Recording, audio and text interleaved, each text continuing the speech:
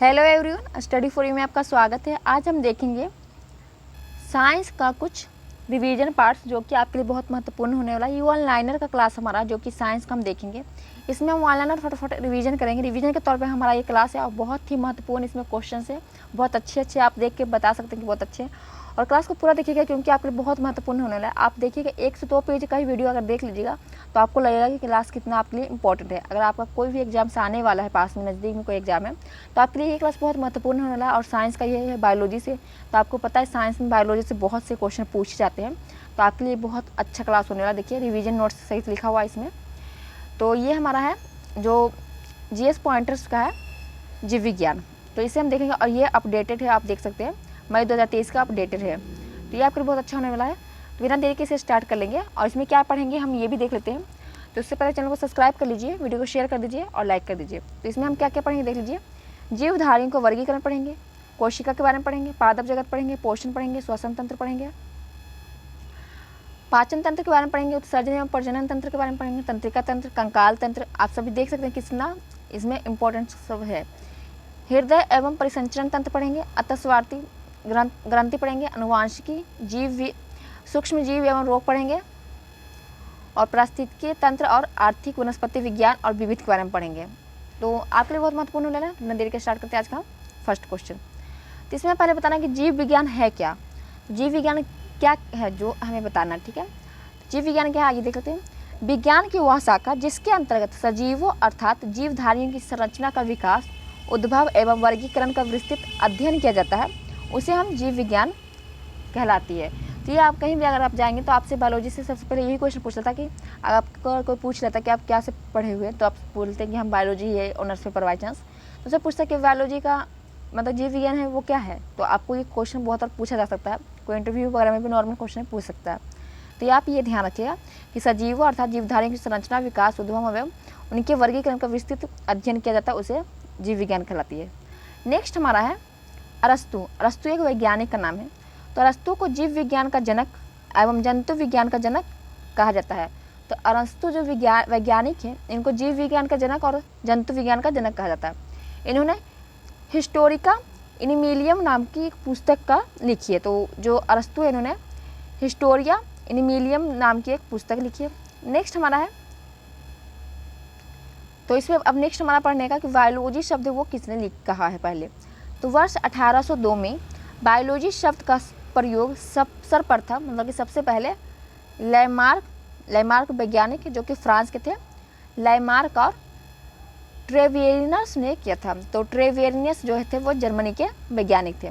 तो लैमार्क और ट्रेवेरियस ने वर्ष 1802 में बायोलॉजी शब्द का सबसे पहले प्रयोग किया था। और लैमार्क जो थे वो फ्रांस से थे और ट्रेवेरियस जो थे जर्मनी से। ये क्वेश्चन भी पूछा जाता है कि लैमार्क कहाँ से थे, कहाँ के वैज्ञानिक थे। नेक्स्ट हमारा है थियोफ्रेंटस। जो थियोफ्रेंटस है वो वनस्पति के जनक कहा जाता है। तो आपको ये क्वेश्चन बहुत बार देखा गया है कि वनस्पति का जनक कौन है, तो ये पूछा गया है बहुत बार एग्जाम्स में पूछा गया, तो आप ध्यान रखिएगा। और जो थियोफ्रेंटस इन्होंने हिरोस्टिका प्लांटरम नामक पुस्तक लिखी है, आप ये भी ध्यान रखिएगा। आप देखेंगे जीव विज्ञान की विभिन्न शाखाएं एवं उनके जनक। तो इस शाखा के बारे में देख लेते हैं। ये शाखा यहाँ पे दिया है, यहाँ जनक के दिया है।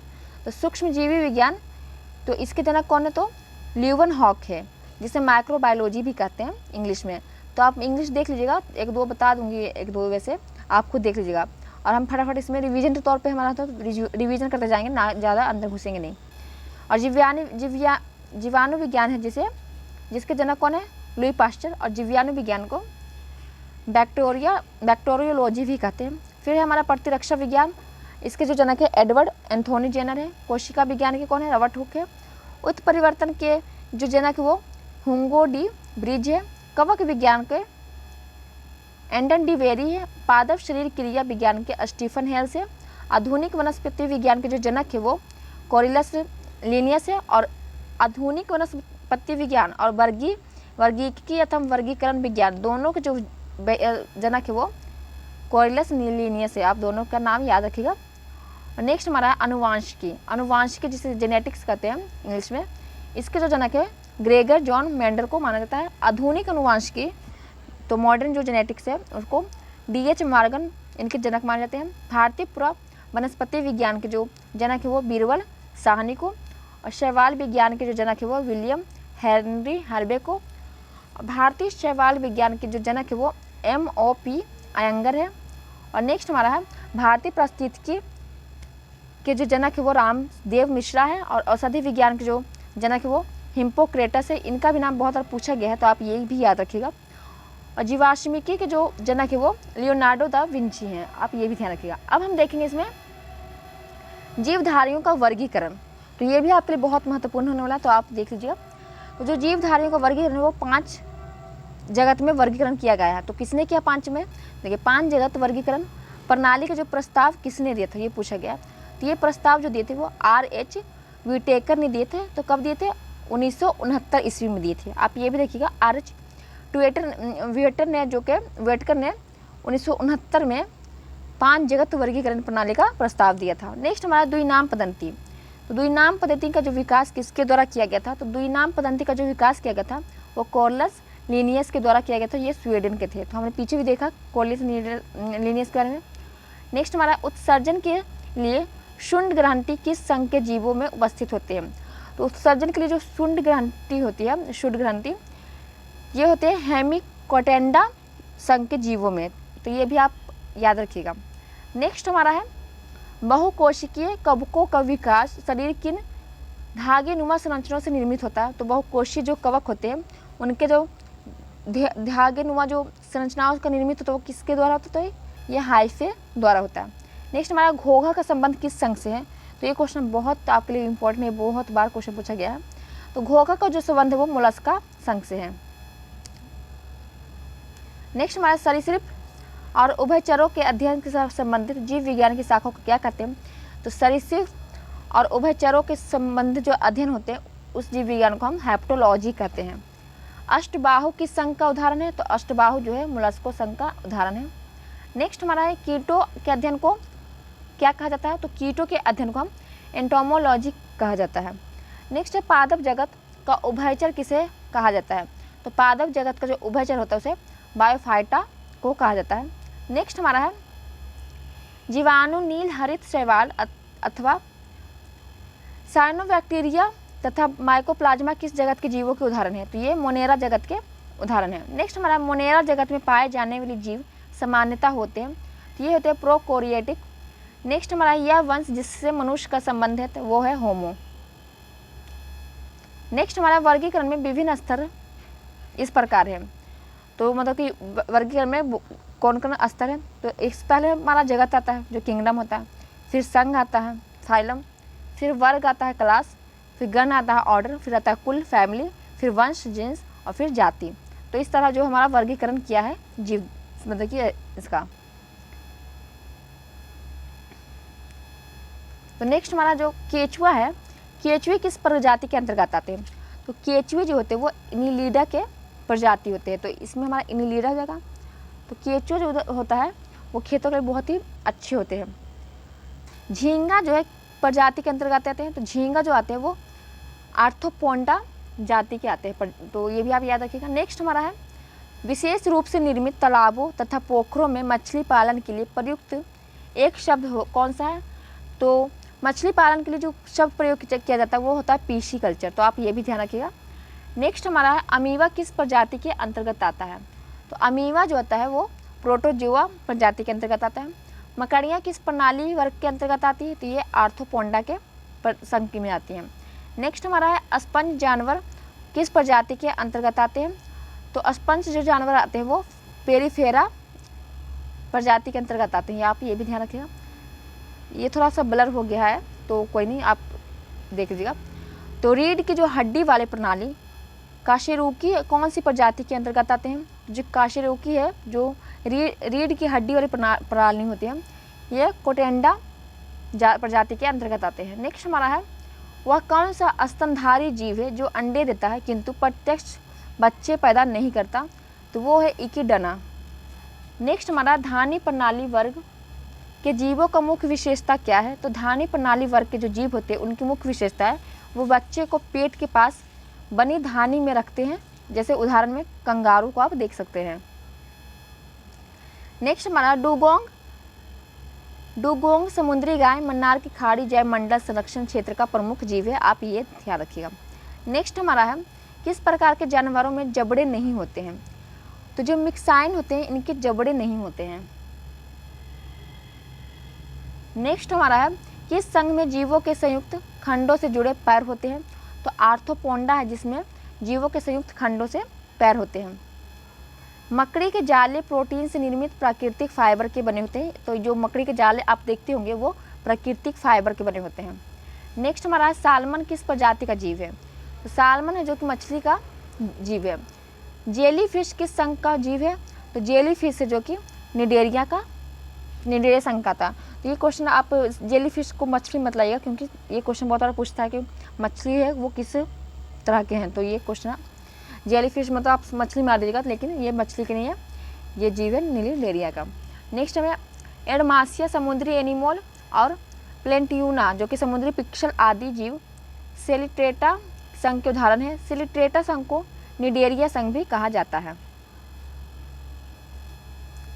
नेक्स्ट हमारा है, किस जलीय जानवर में पीछे चलने वाले टेंटिकल्स होते हैं? तो जेली फिश होते हैं, उसके जो पीछे चलने वाले होते हैं वो टेंटिकल्स होते हैं। नेक्स्ट हमारा है, मछलियाँ के शरीर कौन से भाग उन्हें जल के अंदर दिशा परिवर्तन एवं संतुलन बनाए रखने में सहायता करती है? तो जो मछलियों के पंख और पूंछ होते हैं वो उन्हें समुद्र के अंदर क्या दिशा परिवर्तन और संतुलन बनाए रखने में सहायता करती है। तो पंख और पूंछ आप दोनों ध्यान रखिएगा। हाइड्रा में किस प्रकार का प्रजनन होता है? तो हाइड्रा में जो प्रजनन होता है वो नवोदित होता है, तो आप ये भी रखिएगा याद, नवोदित जिसे बडिंग कहते हैं। नेक्स्ट हमारा, केंचुआ की सामान्य आयु कितनी होती है? तो केंचुआ आप देखे होंगे, कछुआ सॉरी, तो कछुआ की जो समानता आयु कितनी होती है? तो कछुआ की जो समानता आयु होती है वो 200 से 300 वर्ष होती है, तो ये भी आप ध्यान रखिएगा। मछली के समूह को कहा जाता है, तो मछली के समूह को क्या कहते हैं? तो स्कूल या शोल कहते हैं मछली के समूह को। डॉल्फिन, शिशुमार और हेल मछलियों को सेंटासिन कहा जाता है। नेक्स्ट हमारा है, यदि मीठे जल की एक स्वस्थ मछली को खारे पानी में रखा जाए तो उसके स्वाभाविक परिणाम क्या होंगे? अगर कोई मीठे जल की एक स्वस्थ मछली है, अगर उनको हम खारे पानी में छोड़ दें तो क्या परिणाम आएगा? तो मछली क्या निर्जलीकृत होकर मर जाएगी। नेक्स्ट हमारा है, एक स्तनपायी जीवधारियों में गैसों का आदान प्रदान होता है, तो कैसे होता है? तो ये एल्वियोली के से होता है, तो इसमें हमारा एल्वियोली हो जाएगा। नेक्स्ट हमारा है, पृथ्वी पर सबसे बड़ा स्तनपायी जीव कौन सा है? तो ये क्वेश्चन बहुत बार पूछा हुआ है। तो पृथ्वी पर सबसे बड़ा स्तनपायी जो जीव है वो ब्लू व्हेल है, तो ये भी आप ध्यान रखिएगा। स्थल पर चलने वाला सबसे स्तनपायी जीव कौन सा है? तो स्थल पर चलने वाला स्तनपायी जो जीव सबसे बड़ा वो हाथी है। नेक्स्ट हमारा, जलीय जीवाणु को खाद्य स्रोत कहाँ होता है? तो जलीय जीवाणु का जो खाद्य स्रोत होता है वो पादप फलपक होता है। नेक्स्ट हमारा है, पक्षियों के वैज्ञानिक अध्ययन को कहा जाता है, तो पक्षियों के जो वैज्ञानिक अध्ययन को क्या कहते हैं? तो एनिथ्रोलॉजी कहते हैं। तो ये भी क्वेश्चन बहुत बार पूछा हुआ है कि पक्षियों के अध्ययन को क्या कहते हैं? तो एनिथ्रोलॉजी कहते हैं, आप ध्यान रखिएगा। सबसे लंबे पंख फैलाव वाला विशालतम समुद्री पक्षी कौन सा है? तो सबसे ज़्यादा जो पंख फैलाता है विशालतम जो समुद्र का पक्षी वो है फ्रिगेट बर्ड, तो आप ये भी नाम याद रखिएगा। नेक्स्ट हमारा है, पृथ्वी पर उड़ ना सकने वाला सबसे बड़ा पक्षी शुतुरमुर्ग है एवं सबसे छोटा पक्षी कौन सा है? तो कीवी। तो सबसे बड़ा पूछे तो शुतुरमुर्ग और सबसे छोटा पूछे तो कीवी। नेक्स्ट हमारा, लाल कृमियों में डैश नामक एक संरचना होती है जो उनका भोजन पचाने में सहायता करती है। तो जो लाल कृमियाँ है वो अपना जो भोजन पचाती है वो कैसे पचाती है? तो ग्रहणी एक इनकी संरचना, उनसे वो अपना भोजन पचा लेती हैं। नेक्स्ट है, अमीबा अपने भोजन का पाचन करती है, तो अमीबा जो भोजन का पाचन करती है वो भोजन रिक्तियाँ फूड वैक्यूल में, तो ये भी आप ध्यान रखिएगा। पैरामीशियम किस प्रक्रिया के प्रजनन करता है? तो पैरामीशियम है जो कि अपना प्रजनन करता है अलैंगिक द्विखंडन से, तो ये भी आप ध्यान रखिएगा, अलैंगिक द्विखंडन। नेक्स्ट हमारा है, खुला परिसंचरण तंत्र किस प्रकार के जीवों में होता है? तो खुला परिसंचरण तंत्र जो होता है वो मोलास्का के जीवों में होता है, तो ये भी आप याद रखिएगा। नेक्स्ट हमारा है, मोलास्का के मुंह पर भोजन को छिलने व कुतरने वाला अंग क्या होता है? तो वो रेडियोला होता है। जो मोलास्का के मुंह में भोजन को छिलता है या कुतरता है तो वो अंग क्या होता है? वो रेडियोला होता है। नेक्स्ट, टिड्डे के कान उसके पेट पर स्थित होते हैं, इसलिए वह चारों ओर क्या कहते हैं? ध्वनियों को आसानी से सुन सकता है। जो टिड्डा होता है उनके जो कान होते हैं उनके उसके पेट पर स्थित होते हैं, इसलिए वो क्या करते हैं चारों तरफ के ध्वनियों को जो आवाज़ होता है उसको आसानी से सुन सकता है। नेक्स्ट हमारा तितली के क्यांतरण का तीसरा चरण है। तो तितली के जो क्यांतरण का तीसरा चरण है वो है प्यूपा। नेक्स्ट हमारा डॉल्फिन की सबसे बड़ी प्रजाति का नाम आर्का है, जिसे एक डैश भी कहते हैं। तो क्या कहते हैं, किलर हेल कहते हैं, ये किलर वेल। नेक्स्ट हमारा मिथुन नामक पशु नस्ल किस राज्य में पाई जाती है। तो मिथुन नामक जो पशु की एक नस्ल है यह अरुणाचल प्रदेश में पाई जाती है। नेक्स्ट हमारा है रेडेशिया साइरस किस जीव का वैज्ञानिक नाम है। तो रेडेशिया साइरस जो है गिलहरी का एक वैज्ञानिक नाम है। तो गिलहरी को रेडेशिया साइरस भी कहते हैं, ये भी आप ध्यान रखिएगा। एक कीट की वृद्धि और विकास के 4 चरण होते हैं। प्रथम क्या होता है, अंडा।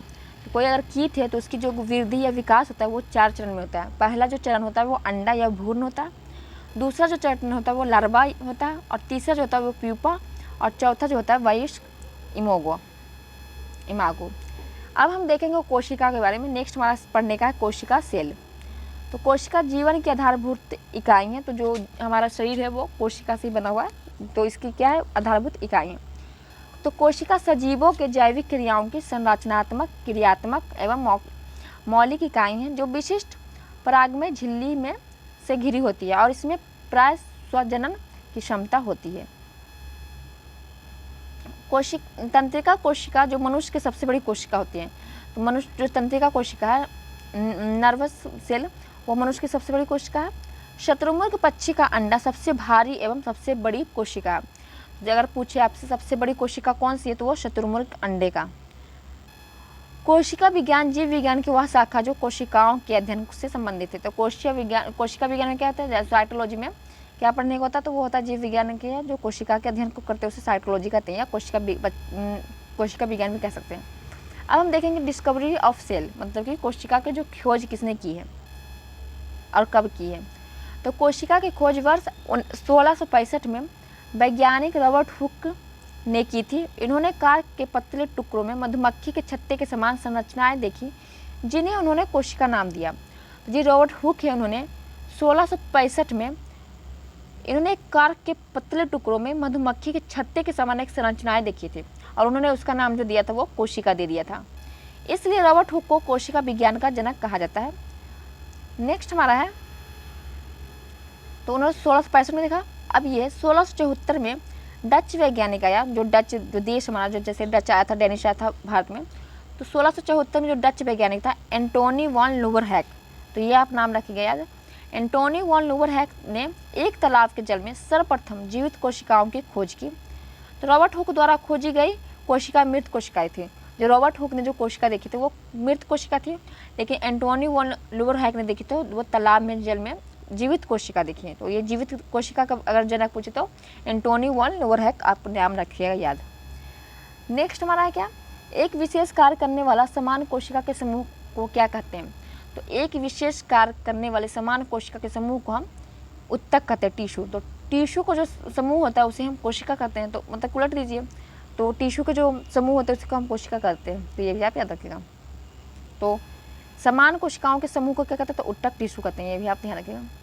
नेक्स्ट हमारा है कोशिकाओं, ऊतकों और अंगों की सूक्ष्म शारीरिक रचना जो कि माइक्रो एटोनॉमी के अध्ययन को क्या कहा जाता है, तो उत्तक विज्ञान कहते हैं, हिस्टोलॉजी कहते हैं, हिस्टोलॉजी। तो ये भी आप याद रखिएगा। नेक्स्ट हमारा किस कोशिकांग को आत्महत्या की थैली के रूप में माना जाता है। तो ये क्वेश्चन बहुत बार पूछा है कि आत्महत्या की थैली किसे कहा जाता है, तो लाइसोजोम को क्या कहते हैं, आत्महत्या की थैली कहते हैं। ये क्या, जो जहाँ कहीं हमारा गलत कोशिका अगर आ जाती है या कोई कुछ भी होता है तो उसमें क्या कहते हैं, ये थैली फट जाती है और वो कोशिका को खत्म कर देती है, जो हमारे लिए खतरनाक होती है। नेक्स्ट लाइन हमारा है जंतु कोशिकाओं में कोशिका का अपशिष्ट निस्तारण अंग कौन सा है। तो जंतु कोशिकाओं में जो कोशिका का अपशिष्ट निस्तारण है वो है लाइसोजोम, यही जो आत्महत्या की थैली कहा जाता है। नेक्स्ट हमारा किसने जीवन की मौलिक संगठनात्मक इकाई कोशिका के द्रव विज्ञान को परिभाषित करने के लिए जीव द्रव शब्द प्रतिपादन किया था। तो जीव द्रव जो शब्द प्रतिपादन किसने किया था, तो जेई पुरंजने ने किया था। तो ये भी आप याद रखिएगा। और कब किया था, तो वर्ष 1839 में। तो आइए आप देख सकते हैं ये हमारा है पादप कोशिका, ये है प्लांट सेल है, जो पेड़ वगैरह होता है पादप। तो उसमें देख सकते हैं ये जो हमारा चिकनी अतः पदंती जालिका है, ये है जो आत्महत्या की थैली लाइसोजोम है, ये खुदी अंतर्वर्ती जाली, ये हमारा कोशिका द्रव है, ये क्या है केंद्रक है, ये गोल्जी उपकरण, ये सभी पढ़ने को है हमें बीच नीचे। ये केंद्रीय झिल्ली है, ये प्लाज्मा झिल्ली है, ये बाह्य कोशिका है, और ये हमारा कोशिका भित्ति है। तो ये बाह्य कोशिका, ये कोशिका भित्ति है, ये हमारा है माइटोकॉन्ड्रिया। ये सभी पढ़ने को आपको मिलेगा, ये माइटोकॉन्ड्रिया यहाँ भी देख सकते हैं। और ये जो हमारा है ये राइजोसोम है, ये भी पढ़ने को मिलेगा आपको। ये हरित लवक है जो कि क्लोरोप्लास्ट है, जो कि जिससे कि सूर्य की किरणें से ये जो हरित पदार्थ है वो अपना कार्य करते हैं। और ये कोशिका द्रव है। ये तो था प्लांट कोशिका। अब हम देखेंगे जंतु कोशिका के बारे में। तो ये हमारा जंतु कोशिका है, एनिमल सेल। तो इसमें जो हमारा गोल्जी उपकरण है, ये हमारा गोल्जी उपकरण है, ये हमारा प्लाज्मा झिल्ली है, और ये हमारा है तारक है, और ये लाइसोजोम है जो कि आत्महत्या की थैली होती है, और ये कोशिका जो हमारा है वो राइसोजोम है, और ये हमारा माइटोकॉन्ड्रिया है, ये खुदी अंदर तरह जली है, और ये हमारा कोशिका द्रव है, ये हमारा क्या है केंद्रक है, और ये हमारा केंद्रक झिल्ली है। ये देखिए यहाँ पे साइड में ये केंद्रक है और ये केंद्रक झिल्ली है, और ये जो हमारा ये जाली तरह का ये चिकनीयता द्रवी जालिका है। तो ये भी आप ध्यान रखिएगा, ये सभी आपको पढ़ने के पीछे मिलेगा, आगे मिलेगा। तो हम 10 पेज आज कर लेते हैं, फिर उसके बाद हम कल देखेंगे। तो 10 पेज के बाद क्या हमारा पढ़ने को, हाँ 10 पेज हम आज कंप्लीट कर लेते हैं। फिर देखिए 88 पेज है, तो 8 दिन हमारा कंप्लीट हो जाएगा, 10-10 पेज करके करेंगे या 9 दिन में। पादप कोशिका एवं जंतु कोशिकाएं में अंतर क्या है? तो पादप कोशिका और जंतु कोशिका हमने दोनों देखा, तो उन दोनों में क्या अंतर है वो हमें देखना है। तो यहाँ हमारा प्लांट सेल है जिसे हम पादप कोशिका कहते हैं, और ये हमारा जंतु कोशिका इसमें हम जिसे हम एनिमल सेल कहते हैं। तो कोशिका भित्ति पाई जाती है, जो पादप सेल होते हैं, जो कोशिका होती है उसमें क्या है कोशिका भित्ति पाई जाती है, सेल वॉल पाए जाते हैं। लेकिन मनुष्य के जो जंतु के कोशिका में उसमें सेल वॉल नहीं पाई जाती, जो कोशिका भित्ति वो नहीं पाई जाती है। तो ये आप ध्यान रखिएगा। तो प्लांट सेल में क्या है कोशिका भित्ति पाई जाती है जो सेलुलोज की बनी होती है। लेकिन जंतु विज्ञान में क्या, जंतु कोशिका में क्या है कोशिका भित्ति नहीं होती है, परंतु कोशिका झिल्ली पाई जाती है। तो कोशिका झिल्ली पाई जाती है लेकिन कोशिका भित्ति नहीं पाई जाती, तो आप याद रखिएगा भित्ति। दूसरा अंतर ये हमारा है कि जो पादप सेल होता है कोशिका होता है उसमें पूर्ण वृद्धि प्राप्त कोशिका के अधिकांश मध्यवर्ती भाग में बड़ी रिक्तियाँ या रसधानी होती है।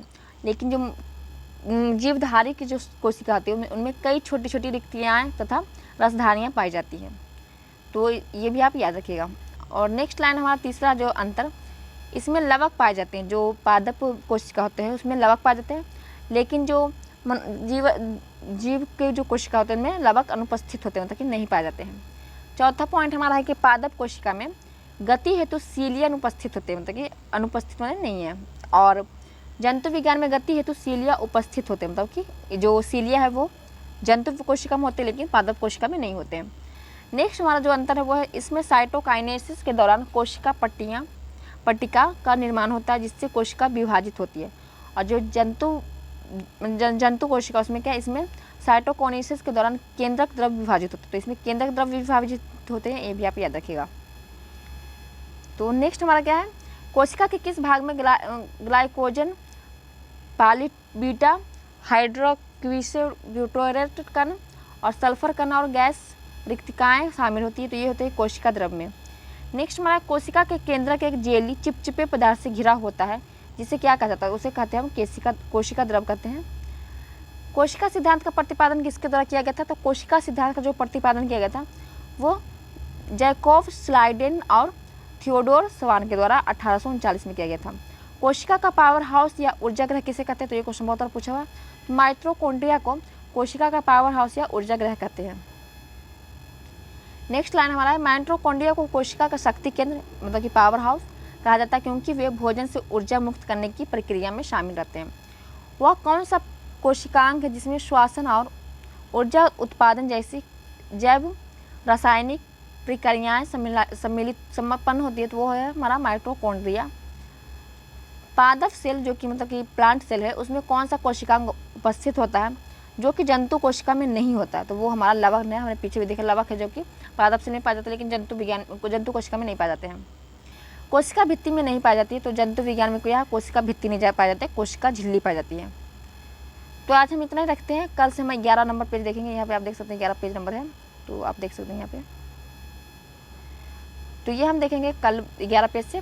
तो ये आपको वीडियो कैसा लगा कमेंट करके जो बताइएगा, और चैनल पर नहीं तो चैनल को सब्सक्राइब कर लीजिए, वीडियो को शेयर और लाइक कर लीजिएगा। तो आपको ये वीडियो कैसा लगा ये जरूर कमेंट करके बताइएगा। फिर मिलेंगे नेक्स्ट वीडियो में, तब तक के लिए जय हिंद।